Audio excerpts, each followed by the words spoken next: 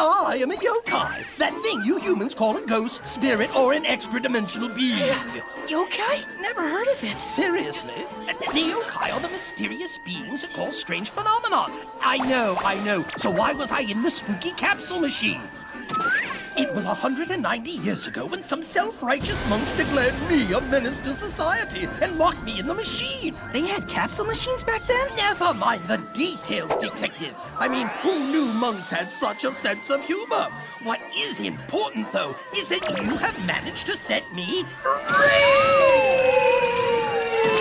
And now you and I have entered into a sacred bond. More than a friendship, more than a marriage. I'm forever indebted to you! Dude, uncool!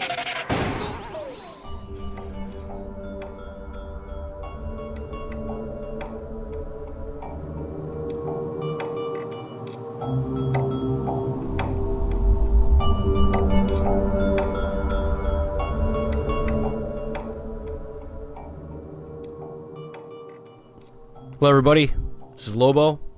Welcome back to a much anticipated, I don't know, maybe, episode of The Spark, and we're going to kind of go in a different direction this time. Usually when I do The Spark, it's one topic and I'm the only one who cover it.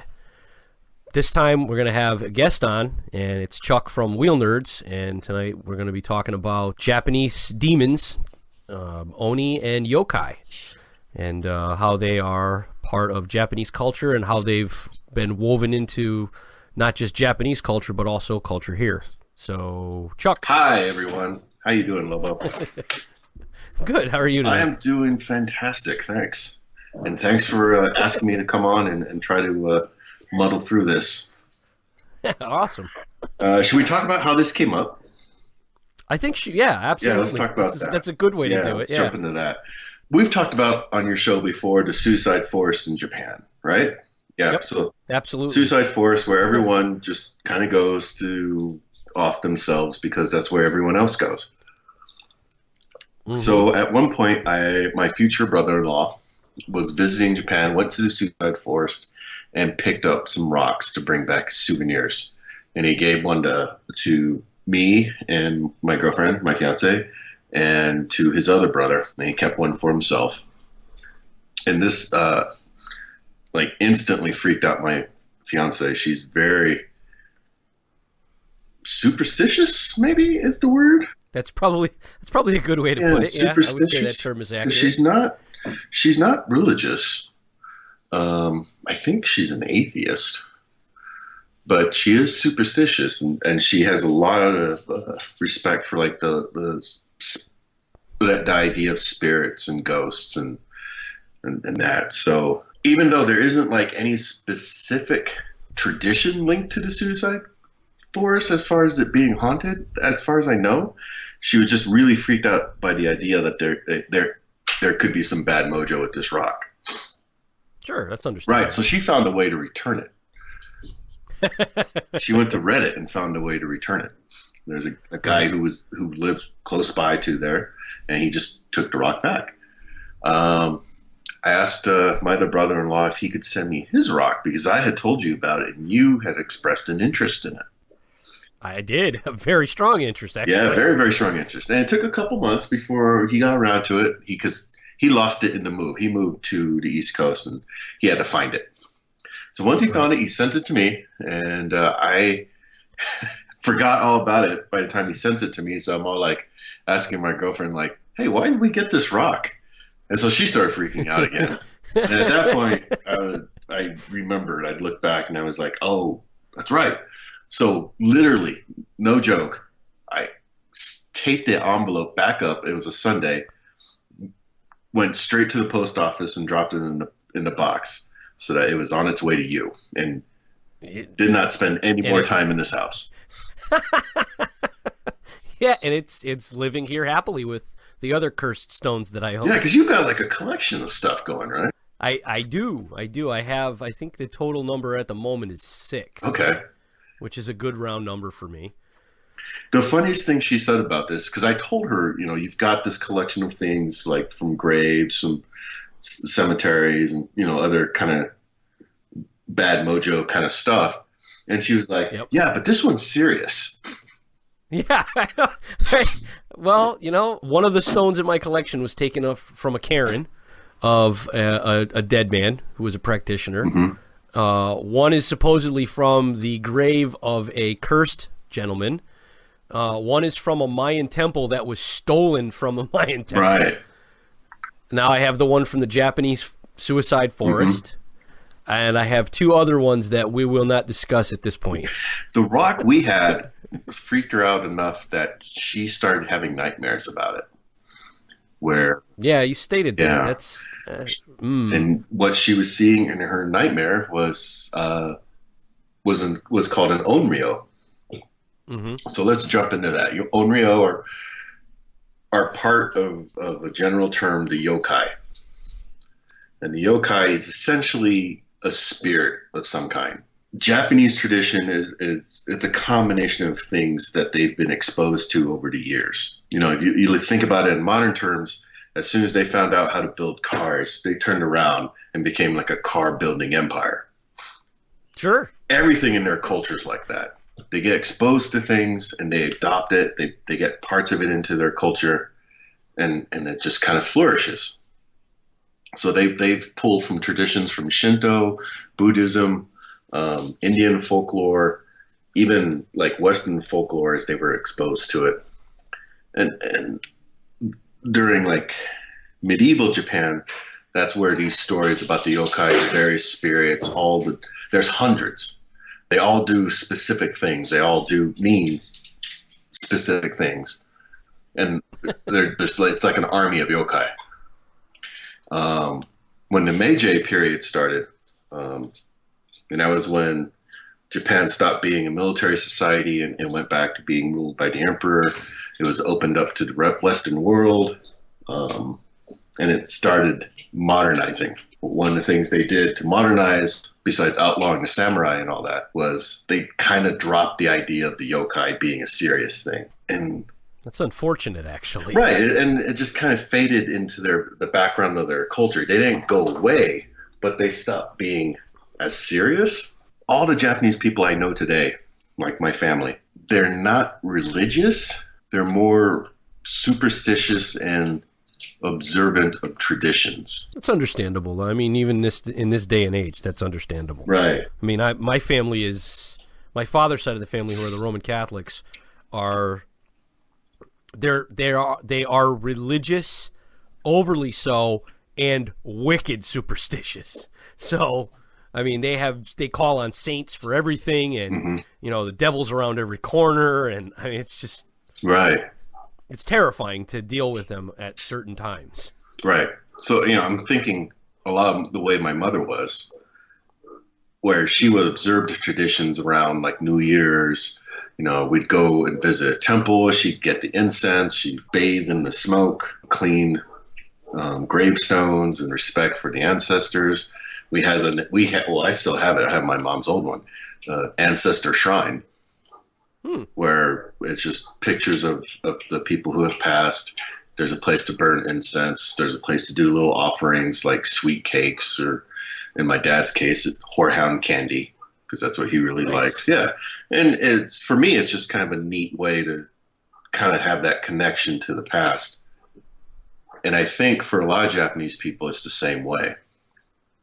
I don't know, and very many of them, they're like actually super into being a Shinto or a Buddhist. And I think I remember reading a survey saying Japan was like one of the most atheist countries in the world. I can understand that. So the yokai is still there, but now they've really kind of come forward through the popular culture. They have so many stories there that they're a really good source to be adapted into comic books and movies and cartoons and stuff. And that's I think their biggest influence today is being popular entertainment. Which seems, kind of terrifying considering what kind of power they had during the feudal times in Japan, much like they were here in the United States. The idea of devils and demons around every corner, during the puritanical period of the U.S. when the first the Pilgrims and the Puritans made their way over here, literally the devil was behind every cornstalk. I mean, it had way more sway with people. Most of the time it was a control thing to be able to, scare people into submission as to, what they were supposed to do. Right. But it's morphed throughout the years, and it seems as though it's gone the same direction, albeit a different direction because of the cultural influence of Japan as opposed to the Western world. Right. But it still seems as though, whereas Japan has really grasped and turned it into something that is a little more benign, as opposed to what we hear. I mean, it's been pushed off into the distance. I mean, don't get me wrong. There's people here that are way into it. Oh my God! Like totally into all bought into it. Yeah, yeah. Satan's going to come and get you, and all of his minions are after you at every waking moment. And heavy metal is devil music. Yeah. Oh, absolutely. It's terrifying that two extremely different cultures could have something that was relatively a maligned influence at one point to just go two separate ways with the way. I mean, nowadays, I mean, you get video games that have demons in them, and usually you're a demon. Comic books, saints. Yeah, you get TV shows like Supernatural. Yeah, and you have Lucifer. Yeah, exactly, Lucifer. 20 years ago, you weren't having a television show named Lucifer. Yeah, no one was doing that. And even when that show came out, a year or 2 years ago, people were kind of iffy about it. Yeah, they lost their minds. Collectively lost their minds. But I mean, we see it in all aspects of culture, but it's two totally different animals at this point. So the yokai they're a little different because they're not necessarily portrayed as forces of good and evil. It's almost like they're a parallel world, and they explain so many different things. Like if you're someone that always stubs his toe, there'll be a yokai that's why you're doing it, because there's a yokai who wants you to stub your toe. They were, after the Meiji period started and all this stuff was getting pushed to the back, it wasn't until after World War II that the yokai sort of had a resurgence, and that was through the popular culture of manga. There's a manga series in Japan called Gegege no Kitaro. If you've spent any time around Japanese culture, you've probably seen it in one form or another. And it's a little boy who's dressed like a Japanese peasant, and he has one eye, and the other half of his face is covered with hair.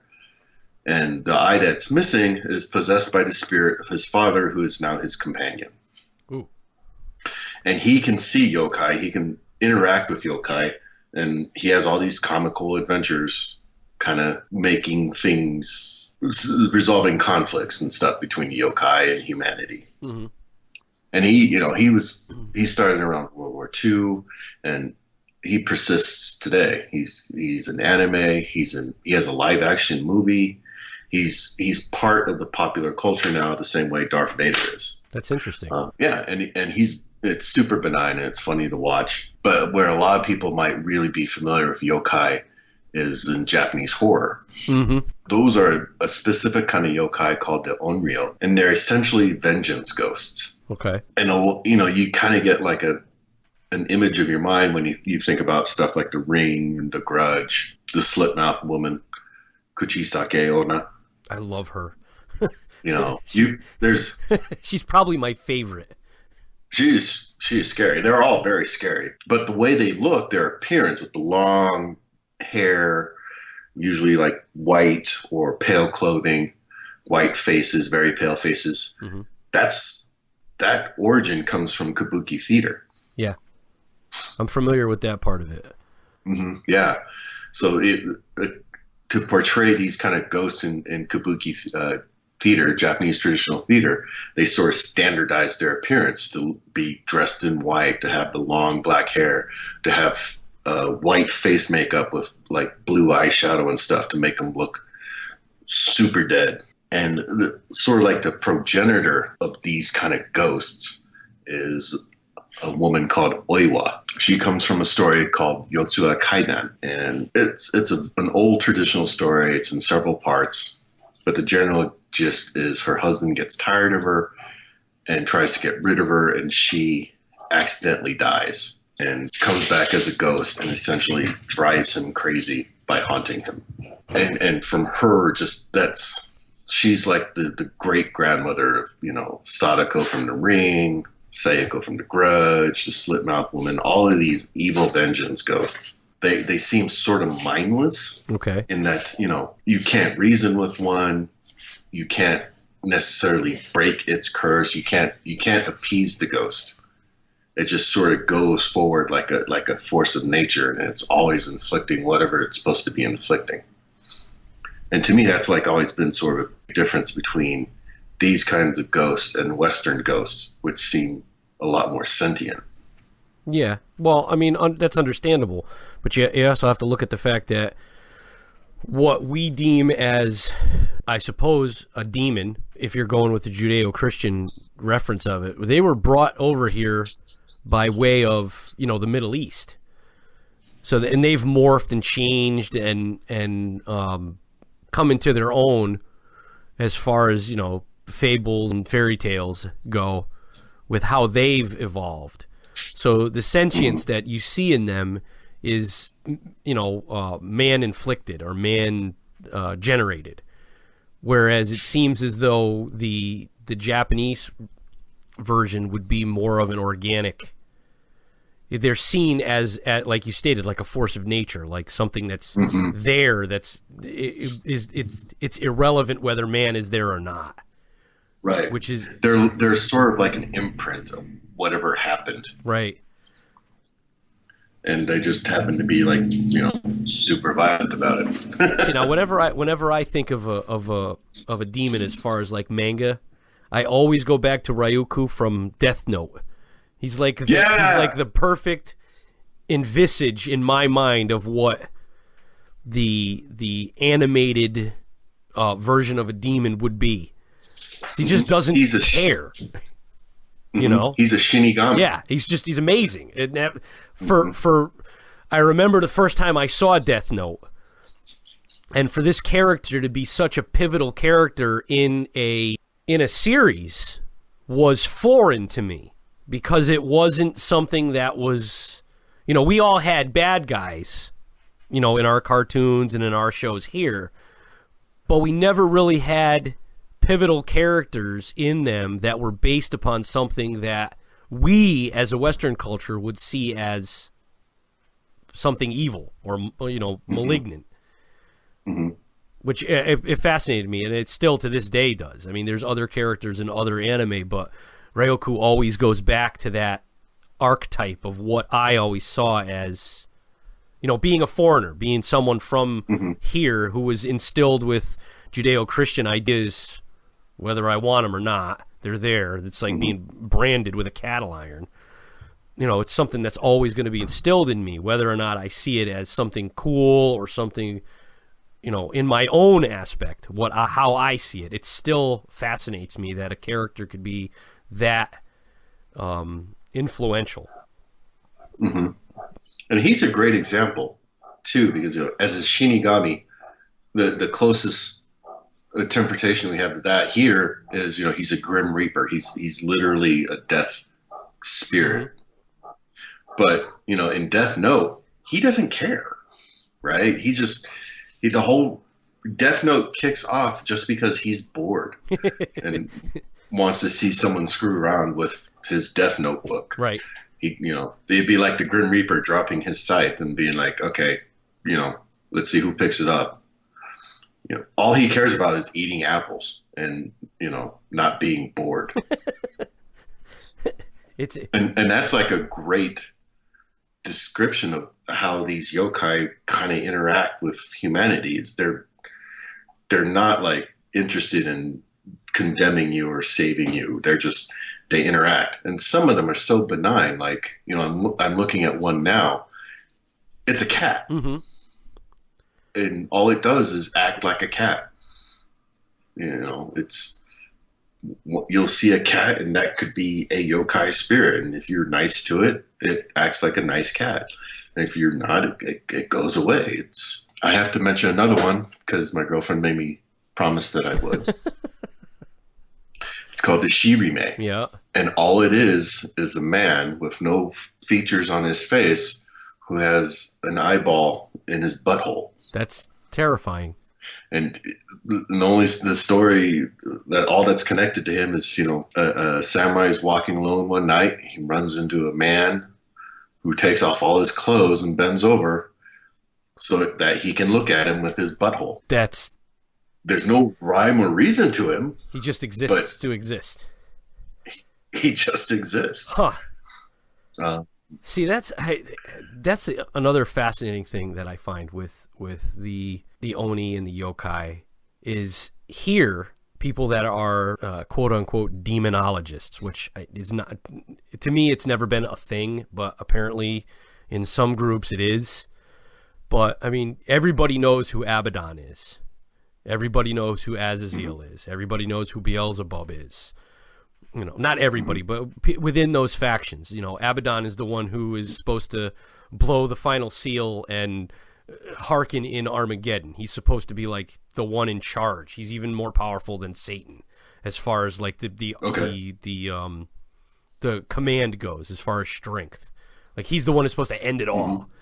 There's no like, well, this is, Samson and he's the demon of apples, or we don't have that. It's all gloom and doom, death and destruction. Either you're an angel or you're a demon.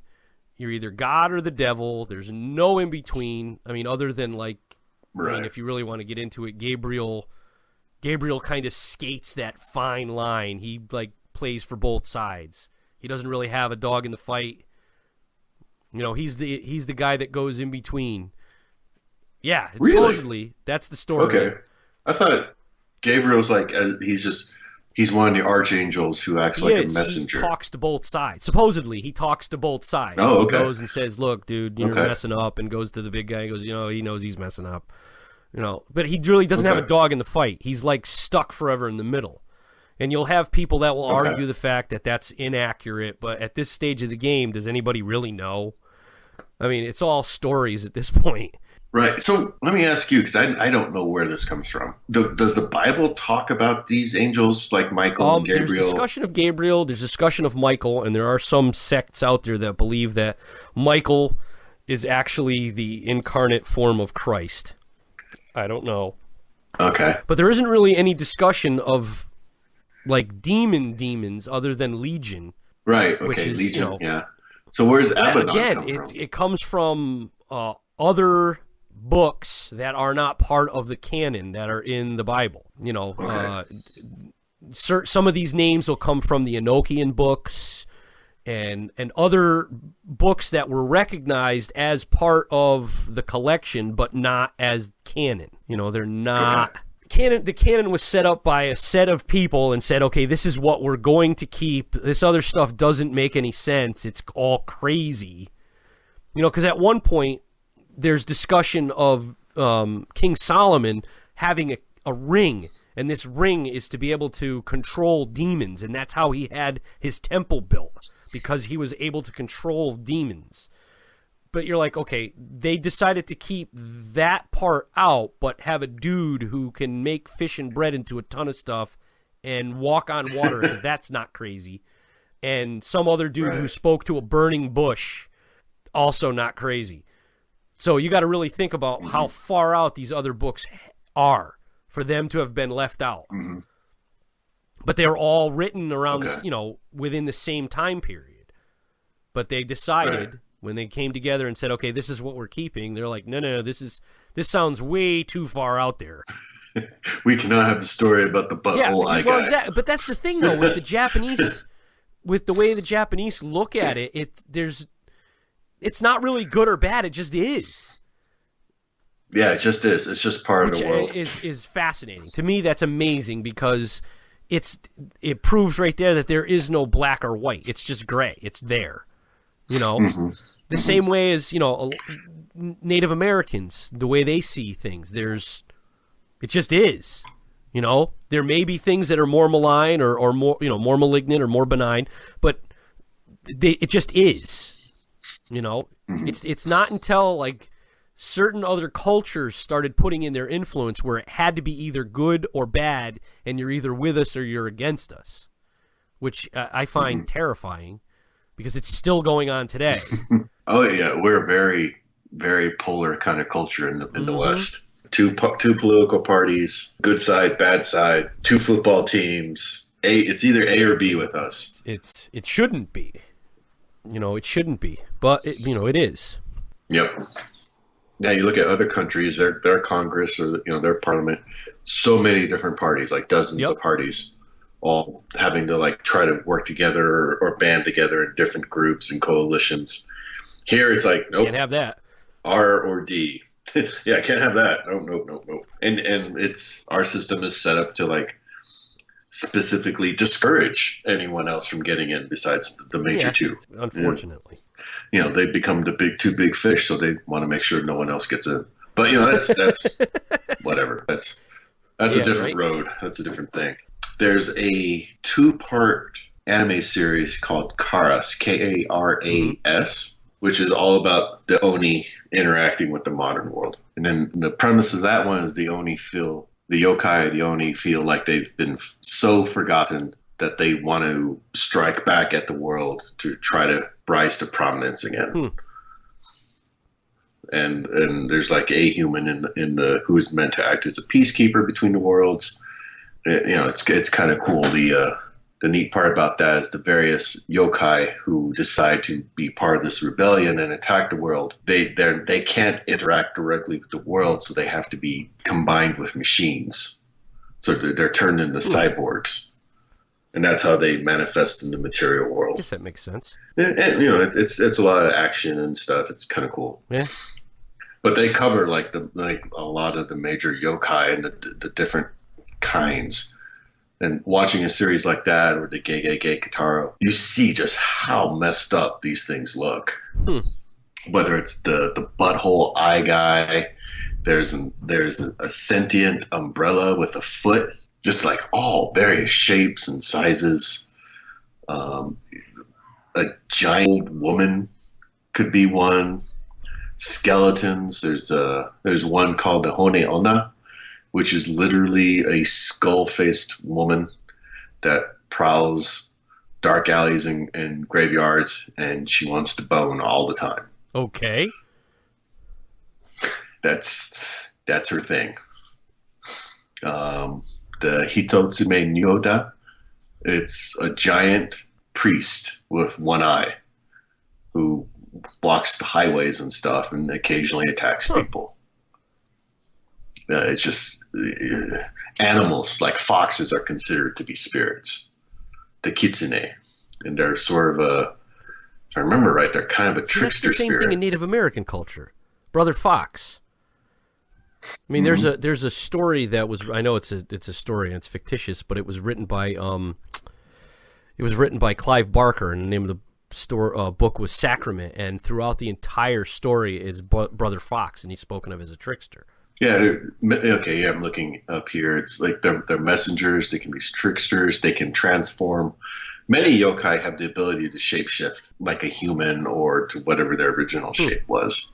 Different kinds of kitsune spirits, depending what they want to be. Another kind of yokai was the kappa, and that's a river demon. Kappa. Yeah, and that one could be mischievous, it could be evil. And you'll see statues of them around Japan. And I just found a picture here how people fought the kappa. You can find. Yeah, the other one is to get them to bow, so they spill the water from the top of their head. Yeah. Or you can appease them with cucumbers. I don't understand that. Cucumbers don't seem to me to have that much power. No, it's not so much they had power. They just like to eat them. And their name, kappa, is a Japanese word also for cucumber. Hilarious. Yeah, they like, and I remember them from this Karas anime I was just telling you about. The people go and they're trying to lure kappa to come out of the toilets by waving cucumbers in the air. That seems kind of loaded. Yeah, but it was the people in that anime. It's like to the real world. They don't believe in yokai. They think it's funny. You know, yokai are just seen as, fun stories. So, the girl puts on this kappa outfit and starts waving cucumbers around, and then one comes out and eats her soul. Well, that could end your day pretty well. Yeah. Huh. You spend any time walking around Tokyo, modern Japan, you're going to just see lots and lots of different statues, even modern pop culture kind of statues, comic book looking characters that just draw on this tradition of so many different spirits and demons. Even though I guess, whether they're considered evil or not is kind of depends on the individual. Hmm. But there's just so many different kinds. There's even dragons are considered a part of the yokai. Really? Yeah, just the Asian style, long, snake-like dragon. It's a legendary creature, just like everything else. See, I always thought that the Japanese dragon was always seen as a good luck symbol. I don't know for sure, but it doesn't mean that the yokai can't be. Yeah, because I'm looking at it from the way we see things on this side. Whereas, I'd be fine with, let's say, Abaddon being my spirit animal. I'd have no problem with that at all. So I'm just like looking up Japanese dragons, and there are named dragons, like specific entities. And then they also go back and they pull off a Chinese mythology about dragons. But they have like specific dragons that are named that live in specific areas and have like the Yamato no Orochi is an 8-headed, 8-tailed dragon. That sounds like it'd be fun at a party. Right? But Japanese horror draws a lot on this tradition. And you just get, and I guess you can even say it continues today. The slit-mouthed woman is a modern invention. She's considered like an urban legend. But, give her 100 years and she'll be part of the yokai pantheon. Sure. I'll probably not even take 100 years for that. Yeah, and she's scary. Well, see, the thing I've always thought of as Japanese horror has always intrigued me because it's more psychological based. It like messes with your mind, whereas early American horror did that. It was suspenseful, it was psychological. But nowadays our horror is more gore, and it's really faded away from its roots, whereas Japanese horror seems to be sticking true to its roots, like full on. There is a lot of gore, Japanese gore horror. But you're right. There's it's almost like its own kind of genre. It's such a weird psychological kind of horror, and it incorporates stuff like body horror, just psychological terror. A lot of ambiance is necessary, and it just it focuses around just trying to freak you out as hard as it can. It does a good job. Yeah, I have a hard time watching J-horror. I could understand that. The first time I saw The Grudge, the American-made version, in the movie theaters, and that just freaked me the hell out. Huh, The Grudge didn't bother me, neither did The Ring. I thought they were both great. I liked them. I thought they were really good. The Grudge freaked me out more than The Ring did, because there were more jump scares in The Grudge. Right. And jump scares do it. But if you watch the Japanese Grudge, that one didn't freak me out as bad. The Japanese one I thought was good. I thought the American rendition was better only for the aesthetics, but the original Ringu was superior to the American version of The Ring. In my opinion, I thought it was better. What'd you like about it better? It just had a different feel to it, That whole subplot they add where they put in all the backstory for the little girl, I think kind of took away from it. I thought, she was, better as being, they were trying to make her a lot, I think, more sympathetic in the American movie. Yeah, probably. Yeah, it seems that way. It's like that new movie, Mommy, that came out. It was reminiscent of that same feel. Or Mommy or Mama? Mama. The wood spirit thing. Yeah, that was a good one. No, it's just, I see where it is. It's still woven into the tapestry in Japanese culture. It's there. It's not going anywhere. It's a part of whether it's looked at as humorous or, just it just is. It doesn't seem as though it's going away. Where it's even their unsupernatural horror is really messed up. Look up MPD Psycho. Look that up. Yeah, MPD Psycho. That is super messed up. And it's kind of gory. I'm okay with that. It's not as gory as it could be because it was made for TV. Right. It's an adaptation of a manga. It was made by Takashi Miike, who made Ichi the Killer. Huh. Why does that sound familiar? I don't know if you're familiar with that one. That is probably a classic of Japanese gore. It is super messed up. It's essentially a gangster movie, but it is super messed up. Super messed up. Out. Yeah, Ichi the Killer. That's it is messed up. Just so messed up. It has a lot of sadomasochism. Sadomasochism. Yeah.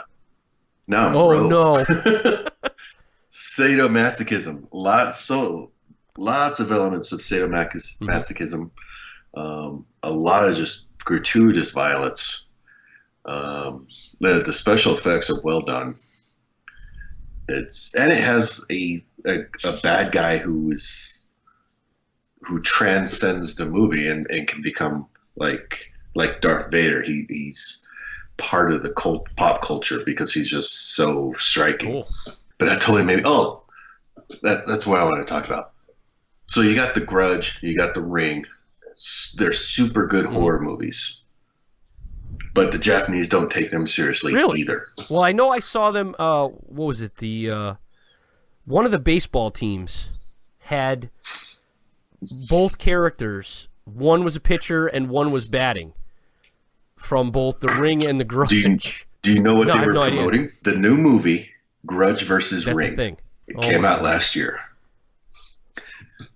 Sadako versus Seiko. Yep. It's literally like they saw Freddy versus Jason. I was going to say.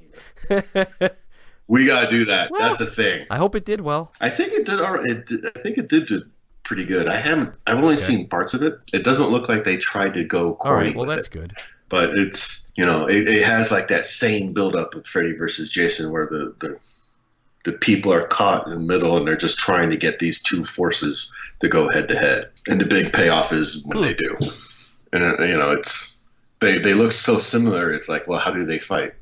Seems awkward. Yeah, but it's good. Yeah, good. Oh man, I have to watch Ichi the Killer again now. It's that director, Takeshi. Yeah, I think it's Takashi Miike. I always call him Takashi Mike because that's kind of how it's spelled. Well. He's made a lot of really interesting horror movies. One's called Audition, but if you look at Ichi the Killer, that's like one of his big early hits, and it's just so I'll have to check it out. It's so bad.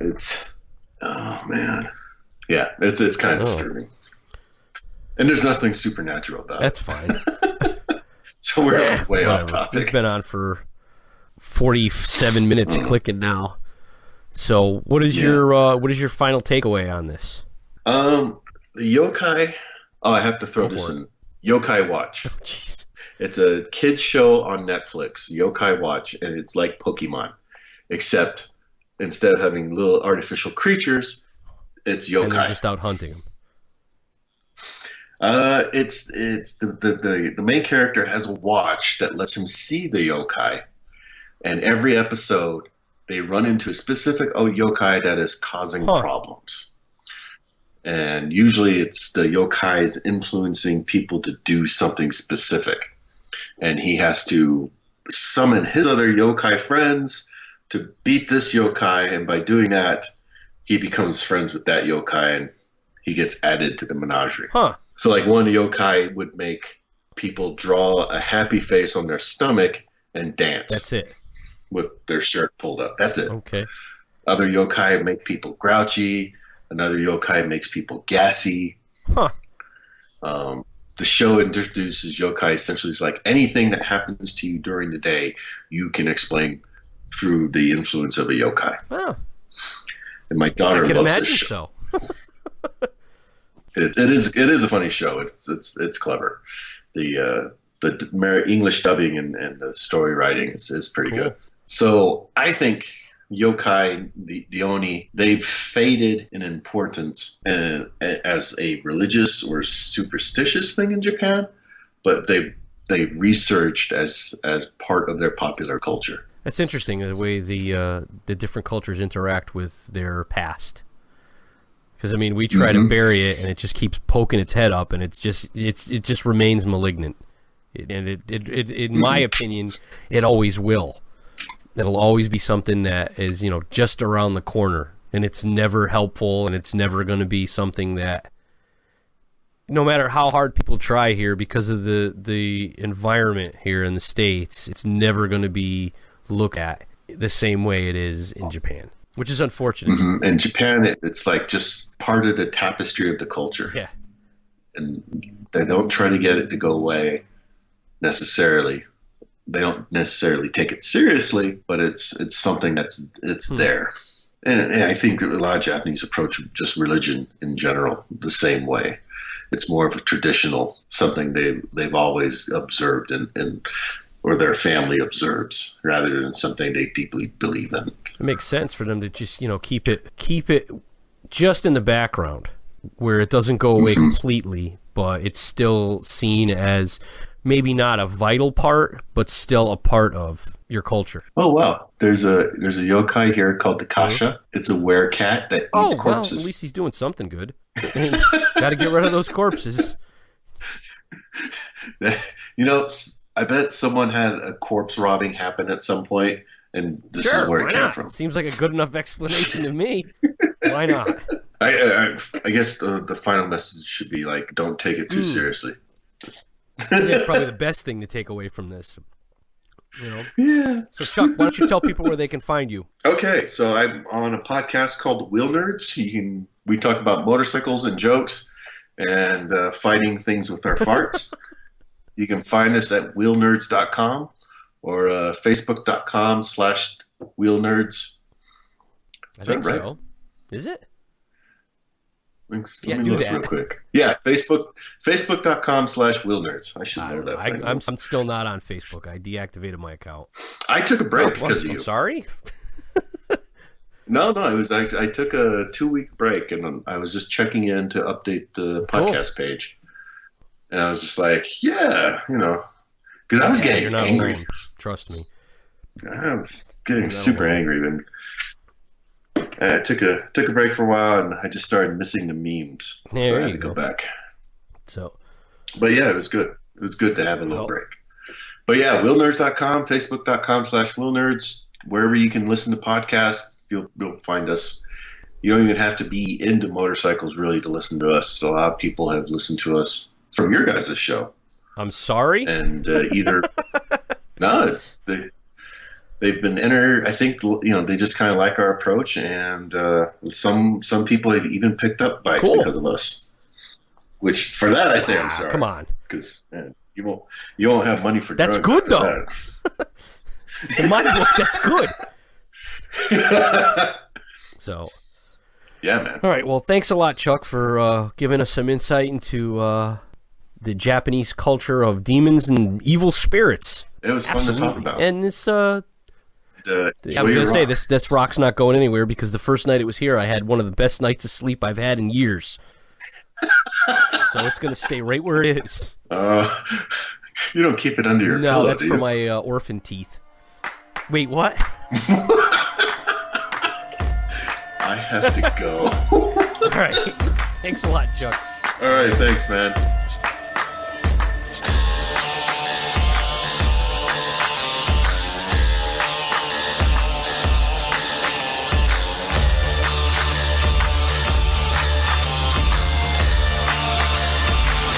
I ain't no angel.